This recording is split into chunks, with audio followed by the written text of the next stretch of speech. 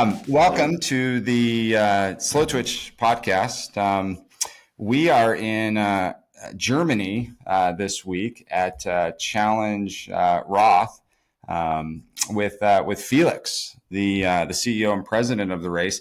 Now, the first question that I have for Felix today is how is the proper way to pronounce Roth? There are many ways, actually. The Germans would say Roth. The Americans and English ones would say Roth. The Portuguese, the Brazilians would say Och. So many different ways, and we're going to understand it. Okay. All right. How are you this week? Nervous and excited. Okay. It takes us 15 months for those 15 hours of racing, and we'll go in and out of the office every day, and we don't really see a result. And now in race week, everything is coming together. The build-up has started. The flags are out. Athletes are coming. So for us, it's actually like Christmas and birthday all in 1 week. Ah, that's amazing. Now, you say 15 months, but there's 12 months in a year. Yeah. That means you start planning before it comes about. January, February, we start planning. Okay. For the year after. For example, next year we have the European Soccer Cup. So LED screens, tents, portaloos, barriers, all is going to be very tight. So we have to pre-order those. Yeah. Then we speak with Roth Germany about dates. Where are we going? Where are they going? So that we don't have any clashes. And we speak with the federation. We speak with the TV stations, and then we fix the date. And from there on, we are starting the planning. Okay. So you just said something very interesting there. You do work directly with races around here to make sure that you're not on top of each other from a date perspective. Absolutely. It's always bad for the community because the community gets split, the expo participants get split, media gets split, and it's just, not good for the sport. Yeah. Maybe Ironman and the PTO can start doing that together next year. Yeah. Well, thank you so much for taking the time to meet with us. I know that it's an extremely busy week for you. And so for you to take out a moment of your day, we appreciate it. And so does our community. I wanted to start off the podcast with just a little bit about the history of the race, mm-hmm. and having you talk about when the race started, who started the race, and where it's evolved over the last 30 years almost. So next year it's going to be 40. Yeah. Crazy. Yeah. 1984 is, I believe, when it started. It actually started early. It started 1982. 1982 was the year when the best friend of my father, Detlef Kühne, went to Hawaii. He was the first German to do Kona. Oh, wow. And he came back in 83 and did it again. And then he just said, okay, this is so crazy. Let's do it here in Franconia. And so the athletics club and him organized the first ever triathlon. It was an Olympic distance in 84. So that's our roots. And then it went very quickly from the Franconian Championship to Bavarian Championship, German Championship, European Championship. And then Detlef was speaking with Valerie Silk. And Roth got the first Ironman in Europe. This was also why it wasn't called Ironman Roth, but Ironman Europe, because it was the single one. Yeah. Now, okay, so it when it started out in 1984, it was a shorter distance, correct? What were those distance that it used to be? The Olympic distance. Okay. Actually, Olympic distance. We hosted it here in Roth already. We moved from time to time from a sporting club onto an open road in Roth. And then finally we came here to the so-called Festplatz. It's the festival area where the big beer fests and stuff like this happen. And to continue the story, my dad was always the announcer of the event and did the marketing for the event, and my mom always did the PR work for the event. And so they got involved from the beginning on. I was 4 when the first triathlon started. I had a volunteer shirt, size S, that went below my knees, selling out sponges. And then it grew and it developed, and then 2001, Detlef Kühne decided to retire. and asked my dad, who was responsible for tourism Nuremberg, if he would like to take over the race. And he did. And then back in the time, it was Lou Freeland on the helmet of Ironman. There were several talks, and then the demands from Ironman were so obscure that they decided this is not the way how we could go. So, for example, it was asked that we do a mass start in the channel, which would mean over 3,000 people in a channel 25-meter wide, and we only use half of the channel because we're going up and down.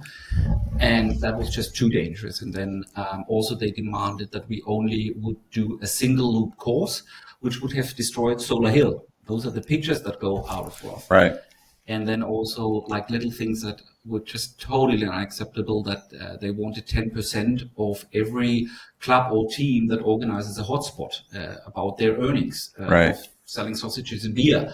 And this doesn't work here in our community. And then they decided, okay, look, this is not the way how he saw the event, and he decided to stop the relation with Ironman and go independent. And I think back then he was really the only person who believed in this project. Mom was skeptic, we were skeptic, the whole team, the whole directors were skeptic, but everyone was loyal to Dad, and we went down this path. And now looking back after 20 years of challenge, it was just the best thing we could do, because the decisions are being made here in Roth with the community, with the mayors, with everyone involved. We don't have to ask anyone. And this is how Roth came to be as it is today. Yeah. Wow. That's fascinating that to hear that about the history and the decision that your father made to stay private. Yeah. And I should say really to go private, because you were a part of that Ironman series, and it sounds like from the cookie cutter status quo back then, that just didn't make a whole lot of sense for the local community that was here, whether that's financially, whether that is from a safety participation standpoint, and or the swim start. Which how ironic now that Ironman has figured that out from a swim start perspective. No longer doing mass starts, just safety issues and things like that. So, but it's interesting how you talk about that was the best decision that you've made in hindsight now, and that probably leads to our next conversation is where are we at in 2023 with your numbers? Because you're completely sold out. Yeah, we are keeping the numbers at 3,500 single participants and then 650 relay teams, and we had those numbers before COVID and also now after COVID. I don't want to put any more athletes in because I'm afraid that our quality would go down. Mm-hmm. We have 7,500 volunteers. Yeah, it's absolutely stunning. More volunteers than competitors. And they're going to see it, for example, in Transition 2, we have 1,200 volunteers working in shifts. And you'll stop there, the bike is being taken away, you're being handed over your bag. We have personnel in the tent who is going to change you. Then we have the sunscreen team who is giving you sunscreen, and then we send you off on the run. And it's amazing to see that. And if we would increase the numbers, I would be afraid that we get drafting issues, that we can't keep up the quality of everything, the pasta parties, the feeling when you run down the chute, if you have 50 people around you, that, it's just not the same than if you do it on your own. Yeah. Yeah. Because you've got 3,000 athletes that are doing the individual race, and then you have over 600 relay teams. Yeah. Now, a relay team consists of usually 3 participants. Do you have situations where there's just 2, or is it a 3? Seldomly. In emergency cases, when someone drops out early in the morning or something like this, we can also swap that, because what we always fear is that one of the relay team members might do the race that is actually sick, that he does it for the 2 companions, and we are afraid of that situation. So relay teams can change kind of until swim start, or decide, okay, we'll be 2 instead of the 3, just for safety. So you're still looking at 5,000 athletes on course, which is a massive amount of people to be able to go from a safety perspective. Talk to us a little bit about your expo, which I am really excited to look at again. And, the last time I was here was 2011. I had to look that up on Slowtwitch actually, because I kind of forget. I use Slowtwitch and Facebook to remember. Remind you. Yes, where I've been. Now, your expo is huge, and we're going to have some pictures on an article as this podcast goes up of just how big it is. Talk to us a little bit about the strategy that you've had, not only with your partners, but particularly your expo, because if you are at an Ironman in North America right now, it's a ghost town in the expos. How have you been so successful over here? I think it comes down to our overall concept of being completely inclusive for everyone. That also comes down until the expo. For example, we don't have exclusivities for our sponsors. So we want everyone to be on the expo. We have a great partner with Power Bar, for example, for the chills and bars and the drinks and everything. But of course, we can't pretend, hey, there's only Power Bar. There is nothing else out there. And the athlete who comes in, for example, needs a goo, should be able to buy a goo there. So I don't like the concept of excluding companies, people, or whatever else. So of course, we have exclusivities for our sponsors in the race and on the banners and the stadium and everything. But on the expo, we want everyone to come. And this is why the expo grew so massively. So it's the biggest triathlon expo now worldwide. And it's just because we're open for everyone. And the athletes really love it because it's such a big fair. And they come, and even athletes come who are not racing, but Canyon is coming with their huge truck. Ecoy is coming with their huge truck. They're showing the newest products. They are doing product launches here. So it's every day it's something new and something really interesting. All the sponsors get their pro athletes there for autograph sessions and stuff like that. So it's really, really cool. And it's a big asset of us for the community. Yeah. Any pushback from the sponsors on the exclusivity aspect of it? No, because we're very, very open to it. Of course, a lot of sponsors, because Ironman is working on this exclusivity aspect, so a lot of sponsors know about it and say, hey, we want to have exclusivity on the expo. And then I say, hey, okay, then we will not reach a deal. Yeah. Because we don't negotiate on that point. Right. Yeah. That's amazing. Now, how big is the expo? How many vendors do you have? I think this year it's 125 and it's thousands of square meters. So it's really, really big. And it's cool because they're bringing their coolest stuff. Garmin is bringing containers, that they have rebuilt and show all their watches. They bring really, really cool installations, and we love it. It's not just a 3x3 pop-up tent. Right. Yeah. You have over 120 participants that are vendoring at the actual expo. Yeah. So that's at least 110 10 by 10 booths. Yeah. Wow. Yeah. And we are also at the absolute limit. Yeah. And we don't have a square inch left on the Festplatz to grow it. But yeah, it's big, it's colorful, it's cool.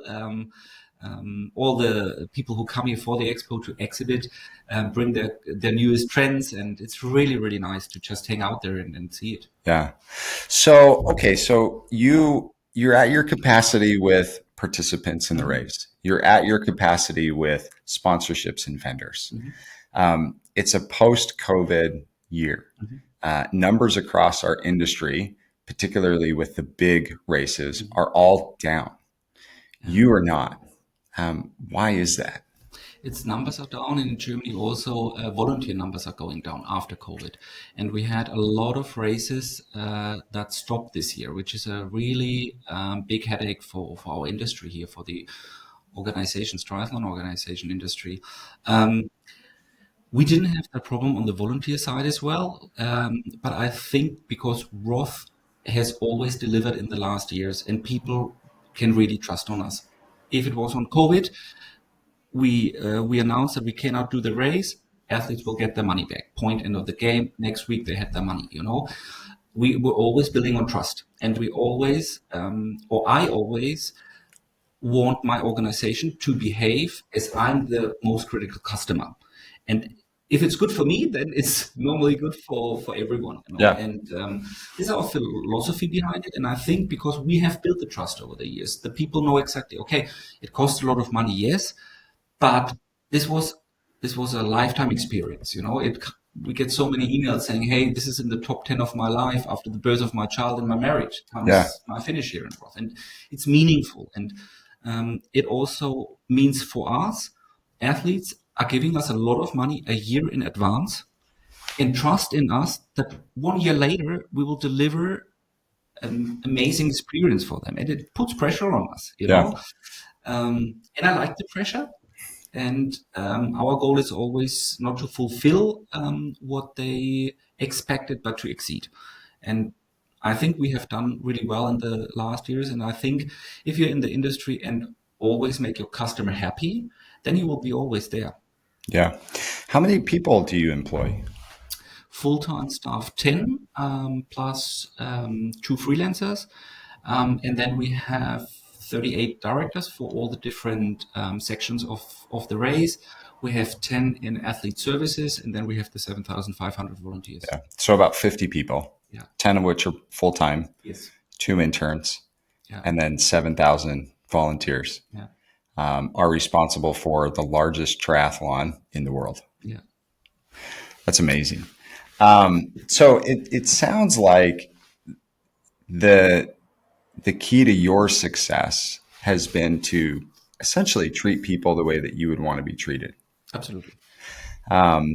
Talk to us a little bit about inheriting this responsibility from your dad. It was a very tough one for me, I have to admit. Dad took over in 2002. In 2003, during the race, we had to bring him to our own race hospital because he was not well. And some alarm bells rang, and he got better after the race and looked like okay. And every morning before the office, he went for a run, and he got slower and slower, and he couldn't breathe as he was able to breathe before. And then after a long time, we found out that he had a very, very seldom lung disease that made the lung to stop absorb oxygen. And there is no cure, there is no medication, there is nothing against it, and it means you're dying. And we were very, very lucky. 2005, we got a double-side lung transplantation in Munich. And a year before that, he was on the waiting list for the transplantation. And I had to jump in. I was at uni. I had the midterm in uni. And it was like, okay, Felix, either you leave uni and help out in the office, or we have to close the whole thing down. Because Herbie was on intensive care units for nearly a year before the transplantation. And then I jumped in, inscribed myself at a private university. So I worked Monday to Friday afternoon until Sunday evening. I went to uni. And then Monday work again. So it was really tough 2 years, especially with the family situation as well on the health aspect of my dad. And early January 2005, we got the transplantation, and he survived the transplantation nearly 2 years, but he couldn't work anymore as he used to. So he was always the visionary. He was feeding us with new ideas. The sub-9 club, the sub-10 club, everything is still out of his brain. It's his brainchild. To open up after the Ironman time, to not only have a race on Sunday, but have a fun run, have a kids run, have a challenge women fun run 5K, have a junior challenge, have a race on Friday night for companies and everybody.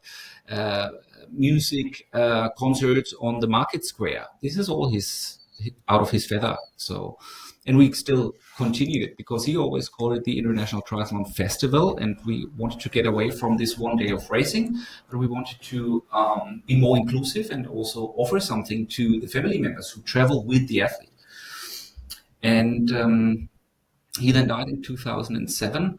Was a really crazy year because the athletes produced black bands for the upper arm Hmm. saying "Thank you, Herbie," and it poured the whole day. It was the only rain day we had after his death. And interestingly enough, Yvonne van Vleuten did a world record on this day, and she came in with the black band, and we all Yeah. cried. Makes me still emotional. And yeah, it was then up on me to kind of preserve his legacy and continue his legacy. And I was under the firm belief I have to do what um, he would have done, which only years after and two burnouts later, I found out, well, no, I should bring in my handwriting. I should bring in my ideas, you know. And only when I realized that, the race again really grew. And yeah, we did new things, and I could, yeah, I could just try new stuff. Yeah. And it was really a freeing moment, you know. And still, I absolutely firmly believe that it's all in his will, you know. He Hmm. wanted me to do that, you Yeah. know. And a lot of things came together because back then we realized sponsors would not pay premiums to pro athletes if they race in Roth, because Roth was a single standing event in a sea of Ironman races. And the pro athletes came to us and said, "Hey, we would really love to race with you, but we are not getting any bonuses." And then I said, "Okay, if you're not getting any bonuses, we have to form our own series worldwide. Only then we are credible." And so I began to form Challenge Family and grow Challenge Family. And I did this for many years. And that was also the time when I went into, yeah, to burnouts, because I was traveling every week. I was on different continents every week because I wanted to see the races myself. I wanted the Roth quality to be in those races because I was standing for that with my name. And it was just too much. And then also yeah, in hindsight, I would even talk of a war when Ironman then bought the organizers and took away the races. And every time it was a huge hit for me, you know. And then I saw, okay, it really wears me out. And what is it that I really, really like? And then I came up to my mom and sister and said, "Look, we're going to sell Challenge Family, or I'm selling my parts. You can continue. I won't. I want to reconcentrate on Roth. I want to do the thing I really love. I have achieved all my goals. The pros were getting bonuses now because there was a series. We are credible. Roth is stronger than ever before." And so we sold all the shares. We are still in really, really good contact with Challenge Family, and we love our colleagues, and we're a proud member of the family. But for me personally, I'm very happy to be only the race director involved, Yeah. and that's my playing field. Okay. All right. So your dad passed. Yeah, You took over the reins. It took you a couple of years to come to your own decision that this was now your baby. I was 24 years when I was thrown in this situation. Yeah. You were a That was baby. yeah, I Yeah. was a baby, Yeah. and We I didn't was think that we were babies when we were 24, exactly but now that we're 40, we look yeah, at 24-year-olds yeah, and we know that yeah. we were a baby. Yeah. I was totally afraid, you know. Oh my God, when I go to the big sponsors, will they actually believe me with 24 years? You know, Yeah. will they accept me? So there was a lot of self-doubt back then. Yeah. And it was a really interesting time, a really tough time. But I've learned the best things out of that dark period. I did a lot of studies aside from working leadership, coaching. I'm a trained coach now, and that really helps also here in the office now, you know, Yeah. because I can so better sense, okay, how are my colleagues, you know, are they fine? Do they need something, you know? Hmm. And I think we're now so strong because I went through those dark period, but learned so much from it. And now I'm a really happy person. Yeah. So so just kind of getting back to you, one of the things that you did when you decided that you were going to do your own thing was based on feedback from pro athletes, you went out and you tried to grow Challenge, and you hit a bunch of roadblocks there. It sounded like the old Ironman came back and tried to buy up everything and did what they did back in the day. I'm not saying that they still don't do that a little bit now, but there definitely was a period where they were dicks. Like they went in and just tried to buy up everybody and push them out. And I mean, there's no disputing that at all. And so at that point, you decided that you didn't want to do that. You didn't want to have those arguments and fights and Legal cases. yeah. And so you left. You sold that portion of the business, and you kind of came back to your roots. And your whole focus ever since then has been to continue to build this community and this race. Talk to us a little bit about some of the things that you've done since you took over that you're really proud of, that were your ideas. Um, One of the things I'm most proud of, I just talked about, was when I got a coach, and I so much better understand all the different things hanging together. During the year, I'm on most of the evenings, I'm out meeting volunteers, meeting officials, meeting with all the fire brigades here that we need to close our roads with the police and everything. So I'm so well connected that if there is a little fire somewhere in the county about Challenge, I'll know about it on the next day and I can extinguish it. So there is no bush fire coming from it, and it is not easy. We are closing down a whole county, traffic issues and everything. But because of us being always present, we are spending, I think, every year about 50,000 euro for social things, especially on kids here in the community. We were very, very involved in the Ukrainian help when the war broke out. And here in the office, everything was full of clothes and everything that we shipped over to Ukraine. And just by really being here, living here, having the roots here, and being a member and a proud member of the community here, I think this was the biggest change. The community is strong. The community is absolutely looking forward to receive the athletes, especially the internationals, because we are not a travel destination apart from those 2 weeks. Yeah, yeah. Now, recently you just did a deal with what is it? Tough Man, New York, Mhm. to offer them 30 slots to come to Roth. Yeah. Now you're sold out every year. Is there a push to get more Americans over here? Why do the deal if you're already sold out? I think it's two reasons. One is they ask us for help because they're struggling a bit. And I remember the times when we were struggling, and I would have loved someone to help me out. So that is one reason. The other reason is the numbers from the US grew a lot in the last years, even after the pandemic. And we were really afraid because you all know the international travel was a completely mess, still is not as easy or cost effective as it was before. It is expensive. And we want to grow the US participants here. And yeah, I think those two reasons is why we tried it. And it's a trial, and we'll have a look into it, how it works. And then we'll see where we go from there. We do a lot of those things also with colleagues in Austria, um, from St. Pölten, for example. Great bunch of people. They asked us also for help, and yeah, we are living in a community, and Yeah, the whole community has to grow. And I also want to point this out because I was being a little bit bad about Ironman.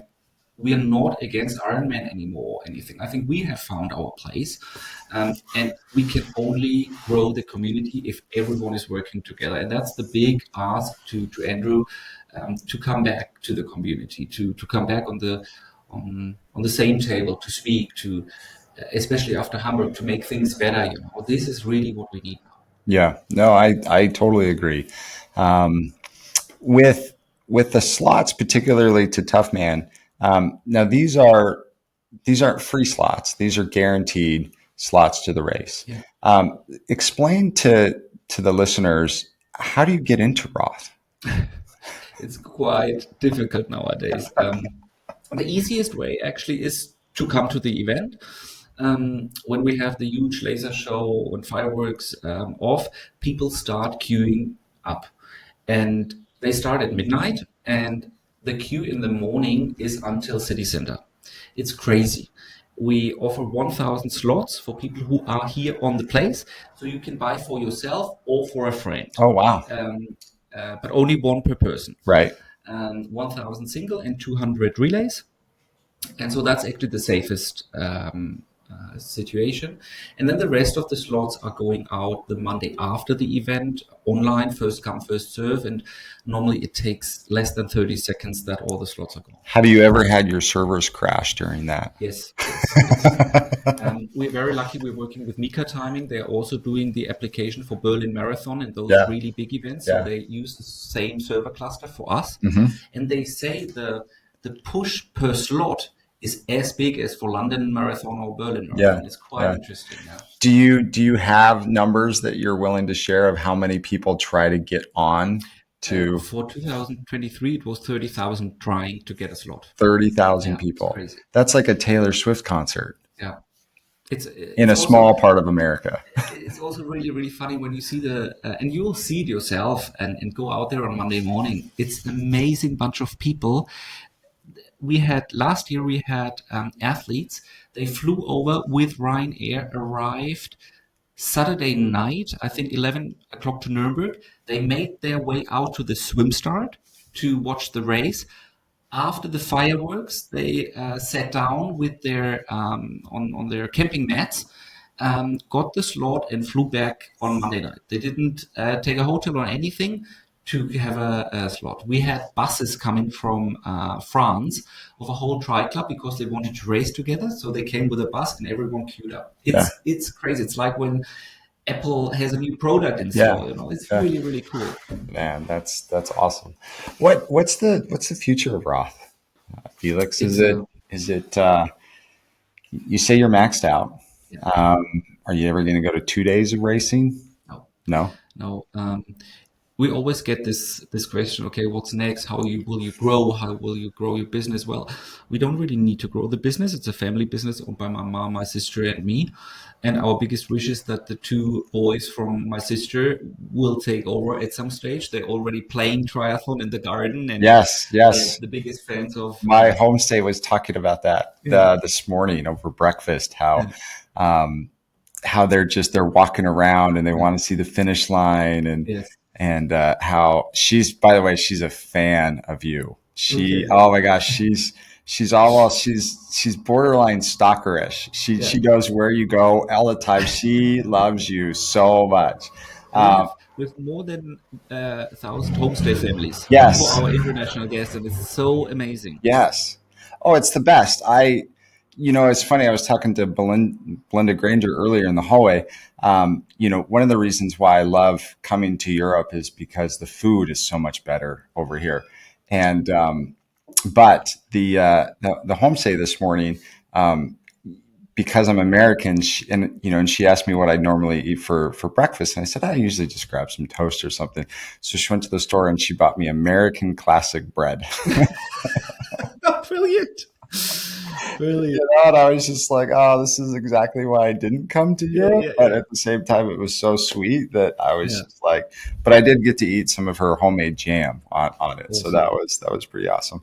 So, so it sounds like the future of Roth is just to maintain and to continue to build and hold that stronghold in the community here. Yeah, it actually is, because I'm seeing a lot of shakeup in the community, especially after the decision to leave Kona and have the Kona niece situation, everything, also to split men and women.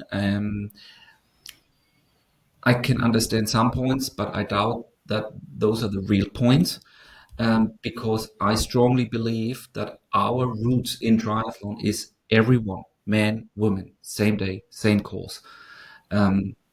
And this makes Roth special this year because it's the only big event with all the pros coming, men and women, being with age group athletes on the same course on the same day. And of course, we want to give the women a fair chance. And we do it by having 3 TV cameras on the men's pros and 3 on the women. And we talked to the production companies and we want same air times, for women and men. And I think we can do a lot for equality. And we have a lot of meetings with pro athletes before the event. A lot of different things have been developed out of that. Laura Siddle is one of the big voices on those committees over the last 10 years already, And of course, it's about equality and fairness and everything. But I think Roth shows that it is possible. And what would happen if I say, okay, for example, let's race on the Saturday and the Sunday. Let's do the relays on the Saturday, the single participants on the Sunday. I would ask my volunteers, 7,500, to work for 2 days. Yeah. I would close down the county for 2 days. We saw what happened in Kona, and exactly the same would happen here. And I'm not willing to take any risk on the community. I'm not willing to take any risk on the volunteers. And as I said, we don't need to grow. What I want is to maintain the highest possible quality level there is in triathlon. Yeah. It's, if anything, last year, Kona definitely, I think they taught everybody that 2 days of racing is just too much. Yeah. I couldn't even get through it. It was not alone the operations teams that were up, 48 hours and the volunteers. And, I got to go home at 10 o'clock and get, 3 or 4 hours of sleep before the next one. And it was insane. Talk to us a little bit about your new media rules and regulations for this year, because they, in hindsight, they're what probably Ironman is going to now after that, the unfortunate Hamburg incident, which is a very good thing.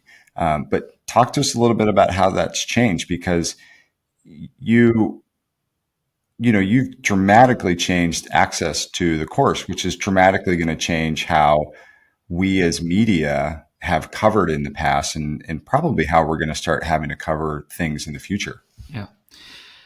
It all started when Patrick Lange called me after the event. And that's always the time when we reassess everything and see what is good, what is bad, what worked, what didn't work. We get the athlete surveys in. And then we take about 2 months to just investigate where can we go better. And in that time, Patrick called me and said, Felix, I have had more watts on the bike last year than in comparison to when I won the event, and I could not catch up the lead group. Is it possible that there were too many motorcycles? And I'm on a motorcycle myself, so they obeyed the rules, but I think the rules are wrong. It's just, you are allowed 50 meters behind a motorcycle, and this is absolute BS. Yeah. It's way too near. So here in Roth, they have to stay 50 meters at least, and we urge the federation to go over those rules because they're just not fair anymore. And then he also connected me to Sam Long, and Sam Long had a problem on our course last year when a police motorcycle driver was in front of him and blocked him, and I said, okay, we have to work on that. This is not gonna happen a second time. And then we formed a group of pro athletes. Patrick Lange was in there. Sam Long gave us a lot of feedback, which I really appreciated. Laura Siddle, Laura Philipp, and we all met virtually, and we said, okay, how can we increase or make the situation better with the motorcycles? And we kind of understood that in that point, we need to be a bit black and white. Normally, I really like the gray shades, but in that point, we really have to take the media motorcycles out. Nowadays, who is media and who is applying for a motorcycle? For you, I would say total media, no worries. But then we have influencers, then we have sponsors, then we have a lot of managers. We have photographers of athletes.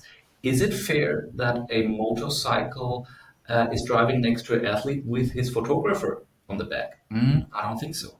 So this is so complex that we said, okay, we need to do a full stop here. We will have one photographer for the men's, one photographer for the women. We share all pictures with everyone who wants them. The production teams of the TV will have all footage available for everyone who wants to take it, pro athletes, media, etc., free of charge. But we have to limit it. And this is why it started before Christmas. We did this decision and then announced it in March. And then in those talks, there was a very, very interesting point as well. Laura Philipp and Patrick got a penalty in Kona, but they weren't explained why. It was a penalty, no explanation, no nothing. And they said, hey, our business is ruined by things like that. At least I need to know why I'm getting penalized. And why is no one speaking to me? Yeah, I've always thought that was just really weird. It was very weird. Like, we were sitting in front of TV here. I was texting with Julia, Patrick's wife, and I couldn't believe it because I saw it on TV. And and they said, please, we need a better communication to the referees. So what we've also done, apart from the bikes, that we have now 4 pro referees on the men's side, 4 pro referees on the women's side. Those are all internationally educated referees, all speaking English. We had a lot of briefings with them. And now we will bring them together on the Friday evening for a special briefing where it's about the rules that always make problems. The distance, then if they overtake, when can they get into the hole, when not. That we speak about it, they get to know each other, that they kind of work as a team. Of course, the rules will be obeyed. Sure. But I think they're going to be better obeyed if they know each other, and when both parties exactly are able to tell the other party what to expect. The pro athlete expects a proper addressing, number, etc., drafting penalty. Yeah. That's a proper addressing, The pro athlete can address their aspects, And I think we're going to do a lot better than ever before. And the pros are really, really happy that those initiatives have been taken. Yeah. So it sounds like the changes in media started with the conversation of the pro athletes. Yeah. And then that funneled into making sure that their needs were met, meeting them in the middle.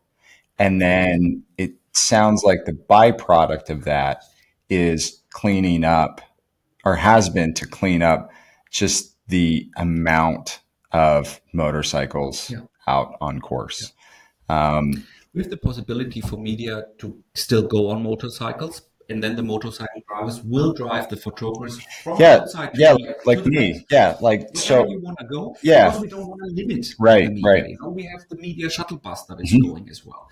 So we want the media to have access, and we don't want to have exclusivity on that. Not at all. But it's really about the fairness. We just don't need to be riding next to the pros for 4 hours. Exactly. Yeah. And then also. Of course, it also brings a safety aspect that was very clearly be visible after Hamburg. Yeah, for sure. Well, I know you got to go. You've got at 11 o'clock. Your assistant was yes. But before we leave, can you describe 3 things that kind of illustrate the experience that people have at Roth?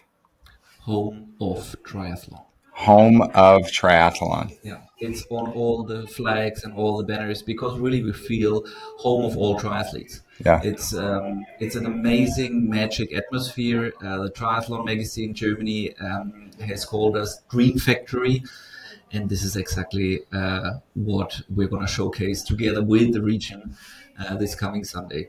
And I mean, with the pro field being there, it's just stellar.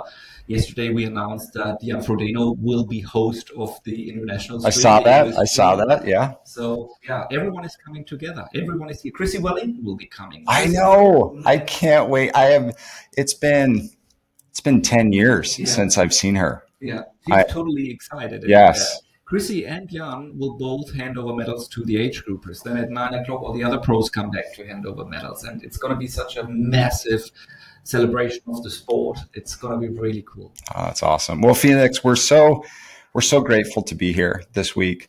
We're doing a lot of Slowtwitch type of coverage. We've got a lot of bikes that we'll be shooting and going over there. But really, we're here to just illustrate what you're doing that's special and unique with our community. because I think what you do is the things that the other big race organizations need to get back to. I do believe that the Ironmans of the world used to do these things really, really well. And with growth, they got away from that.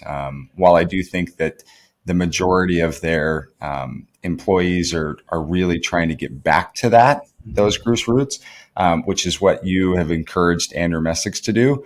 I still think they could do a better job, and I'm hoping that they'll be inspired a little bit.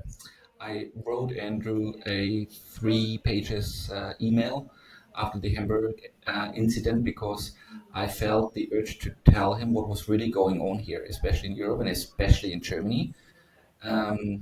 Just to also show him that mistakes that are being done by Ironman is not only harmful to Ironman, it's harmful to the whole community. It's harmful to all the races here.